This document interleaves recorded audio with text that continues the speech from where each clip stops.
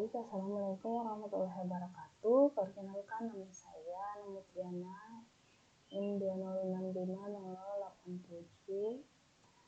Baik, di sini saya akan menjelaskan tentang hal-hal yang mengenai tentang microcontroller.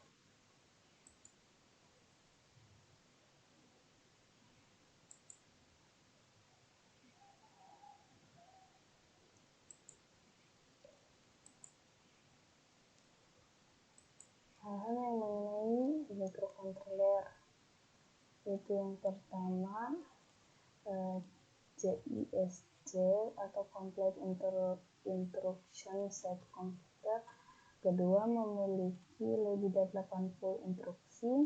Ketiga, adanya instruksi yang bekerja seperti sebuah makro sehingga memungkinkan untuk menggunakan sebuah instruksi menggantikan beberapa instruksi sederhana lainnya.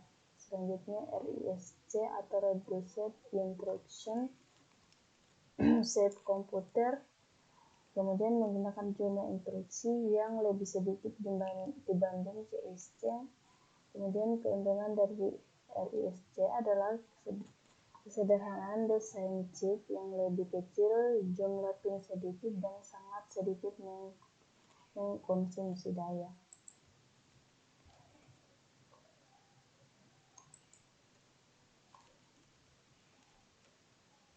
Lanjut, memori.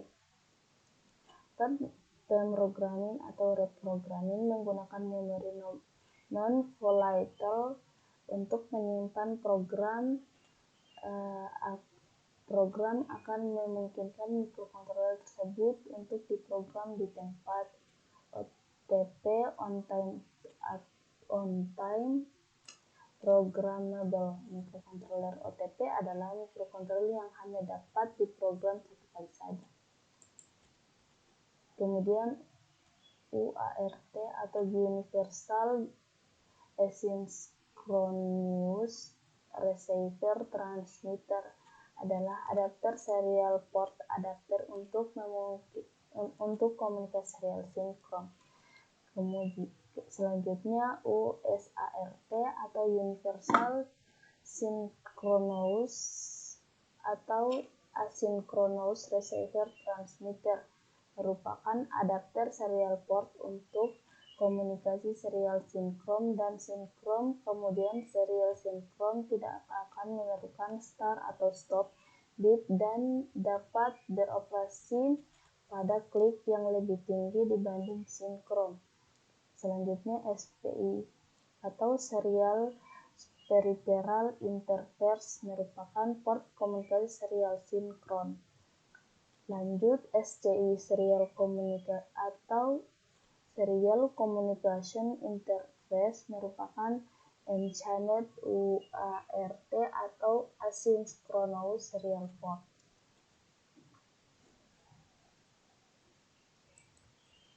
Kemudian I2C bus atau Inter-Integrated Circuit Bus merupakan antarmuka serial 2 kawat dikembangkan untuk aplikasi 8 bit berfungsi sebagai antarmuka jaringan multi-master atau multi-slave dengan deteksi tabrakan data. Kemudian analog digital conversion atau AD. Fungsi ADC adalah merubah besaran analog atau biasanya tegangan ke bilangan digital. Kemudian digital to analog. Fungsi digital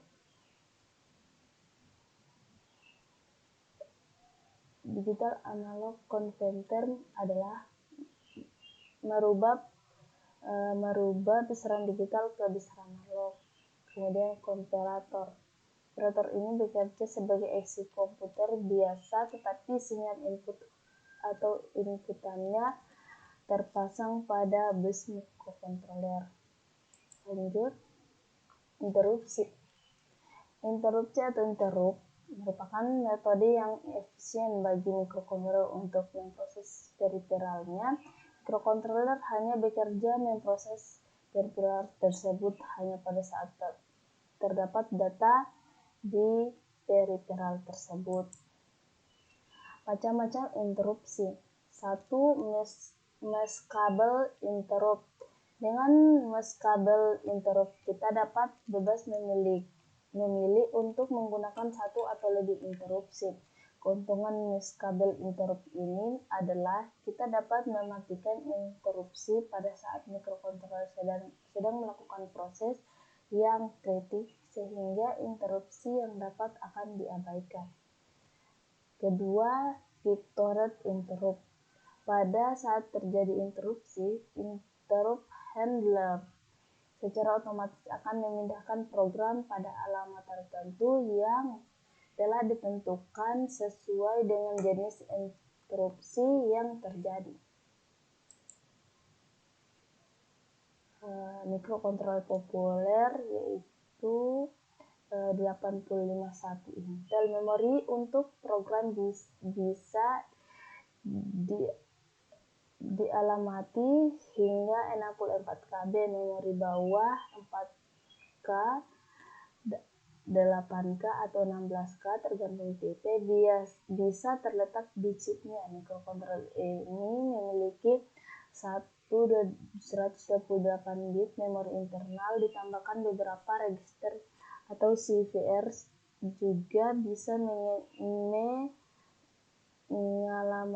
mengalamati hingga 64K memori eksternal untuk data.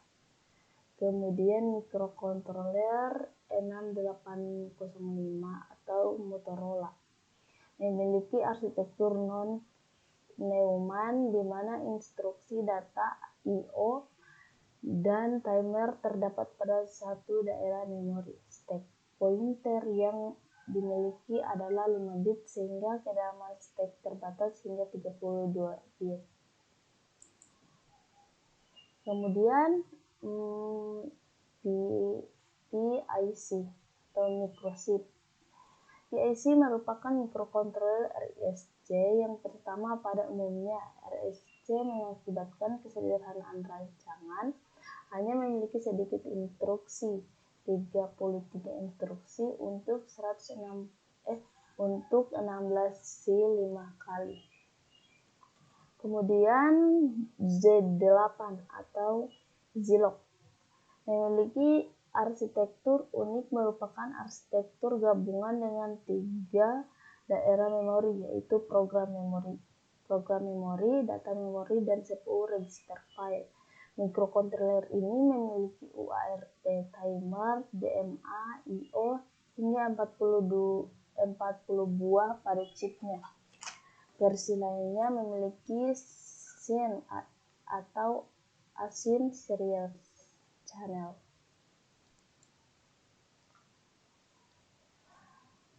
Macam-macam bahasa pemrograman bagi mikrokontroler, yaitu yang pertama bahasa mesin dan assembler. Bahasa mesin adalah satu-satunya bahasa yang dimengerti oleh mikrokontroler. Bahasa ini tidak mudah untuk dimengerti oleh manusia. Bahasa assembly adalah suatu bentuk bahasa mesin yang dimengerti oleh manusia. Kemudian, pemrograman dengan menggunakan bahasa assembly mesin menghasilkan program yang kecil dan cepat. Kemudian, compiler. Compiler adalah penerjemahan untuk bahasa pemrograman tingkat tinggi, bekerja dengan cara menerjemahkan atau MIS pada PC langsung ke bahasa mesin yang dimengerti oleh mikrokontroler. Salah satu compiler yang banyak digunakan saat ini adalah C. Kemudian alat bantu pengembangan. Yang pertama, simulator. Fungsi simulator adalah mensimulasikan atau menirukan kerja mikrokontroler pada PC. Langkah-langkah yang dikerjakan serta apa yang terjadi ketika program dijalankan dapat diamati di layar PC. Kemudian debugger resident. Debugger resident menjalankan program di mikrokontroler itu sendiri dan pada saat bersamaan menampilkan hasilnya pada mikrokontroler induknya atau PC.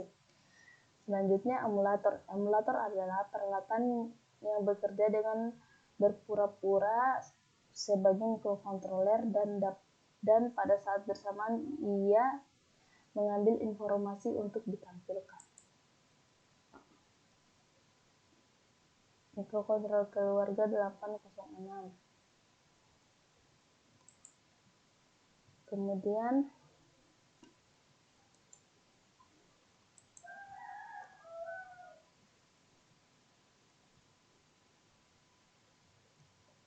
mikrokontroler keluarga 806 register utamanya yaitu akumulator. Akumulator sebagaimana namanya digunakan sebagai register umum untuk mengakumulasikan hasil dari instruksi atau instruksi.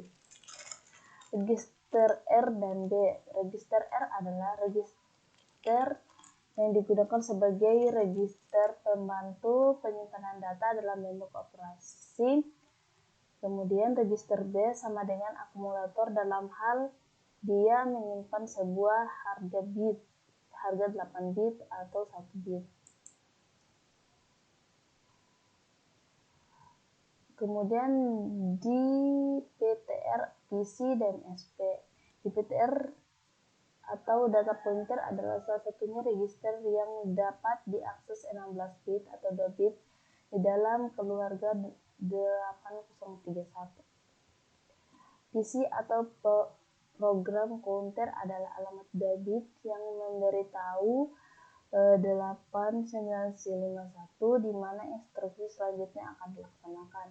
Kemudian SP atau stack pointer mampu menyimpan 8 bit atau 1 bit data. SP digunakan menunjukkan di mana harga berikutnya yang akan diambil dari stack.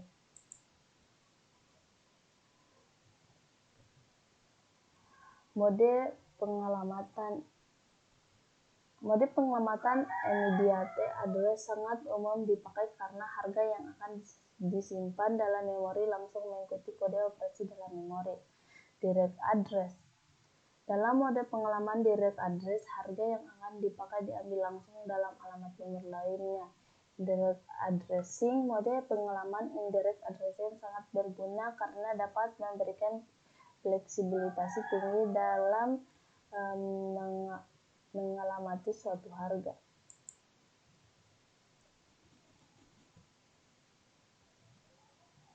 Dalam timer memiliki 3 fungsi umum, yaitu 1. Menghitung waktu antar 2 kejadian, kedua menghitung jumlah kejadian itu sendiri, dan ketiga membangkitkan baud file rate untuk port serial.